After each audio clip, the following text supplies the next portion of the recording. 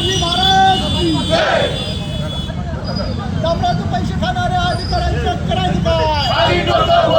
आंबेडकरांचं करायचं काय? अरे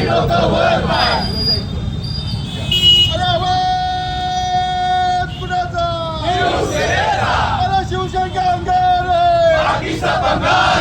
शिवसेना अंगार छत्रपती शिवाजी महाराज की जय.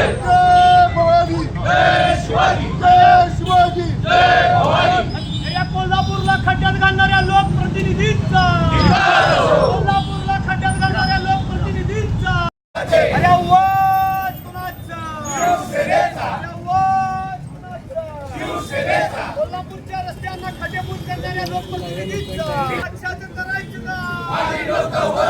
आवाज कुणाचा? शिवसेनेचा. अरे टक्केवारी बादशाचं करायचं का?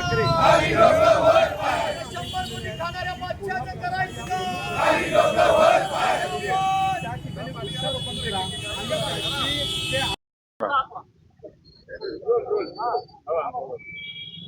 आज अनेक वर्षापासून कोल्हापूरच्या रस्त्यांची परिस्थिती बघितली तर चिंधड्या उडवलेल्या आहेत. कोल्हापूरकर हैराण झालेत. पर्यटक येणारा अक्षरशः शंक करतोय आणि कोल्हापूर बदनाम करतोय. ही जबाबदारी ज्या लोकप्रतिनिधी आहेत ती लोकप्रतिनिधी आमची फार निराशा केली आहे. पालकमंत्र्यांना भेटलो, तुम्ही लक्ष घाला. तर प्रॉपर्टी काढवणं कदाचित आमचं कोल्हापूर उत्तर मतदारसंघ कमी केलं का ह्या मला शंका यायला लागलेली आहे. आयुक्त नुसते बैठका घेत आहेत, इशारे देत आहेत आणि काहीच करत, नुसते आश्वासन देत आहेत. नुसते इशारे देऊ नका. महापौर साहेब म्हणतायत माझं कोल्हापूर माझी जबाबदारी. ही जबाबदारी कुणाची आहे? महापौर साहेब, कुठली जबाबदारी तुम्ही पार पाडली एकदा सांगा ना. कोल्हापूरकरांना किती महिने झाले तुम्ही महापौर होऊन? अशी परिस्थिती झाल्यानंतर कोल्हापूर बदनाम होत्या. नगर अभियंता आमचे काय करतायत? ते ठेकेदार कारवाई करत नाही. तुम्ही माहिती घ्या, आता पण एकाच वेळा ठेकेदार कारवाई केली. कारण ठेकेदार पूर्वी काही लोकपतींना कमिशन द्यायचं, आता ते पार्टनर झालेले आहेत. मग कारवाई कोणावर करायची? कारवाई जर ठेकेदार केली तर नगर अभियंती खुर्ची जी आहे ती अडचणी येते ती. त्यामुळं संभ्रम अवस्था आहे. हे कोल्हापूरकर चक्रव्यूहात अडकलेले आहेत आणि तो फोडायचा असेल, बाहेर पडायचा असेल तर भविष्यात कोल्हापुरातील जे मंडळी आहेत, कोल्हापुरातील जे गणेश उत्सव मंडळ आहेत, जे तालिमी आहेत, त्यांना विनंती करीन आता कोल्हापुरात प्रसिद्ध जे काय ते हातात घेऊन उतरा आणि तर तुम्हाला आम्हाला कोल्हापूर चांगले मिळतील, रस्ते चांगले मिळतील. आदित्य साहेबांनी महाराष्ट्रभर ह्या रस्त्या संदर्भात आंदोलन सुरू केलेलं आहे. त्यातलाच हा एक भाग आहे. कारण कोल्हापुरात नाही, महाराष्ट्रात डांबर खायचे हे सरकार आलेलं आहे. डांबरच घालत नाहीत कारण कॉन्ट्रॅक्टर ह्यांचे आहेत आणि ठेकेदार कोण नेमायचा हे ठरवत आहेत.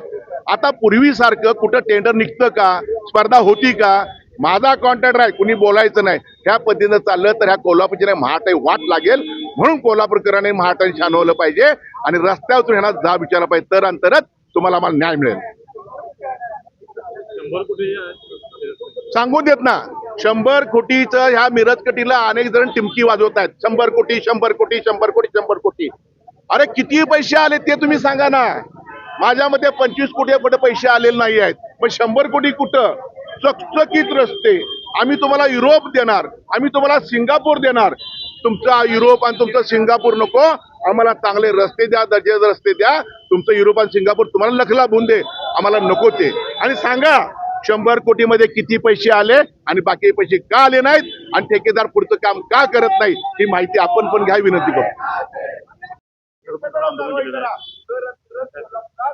खरं तर पैसा झाला मोठा आणि रस्ता झाला खोटा, अशी या कोल्हापूर शहरातल्या रस्त्यांची अवस्था झालेली आहे.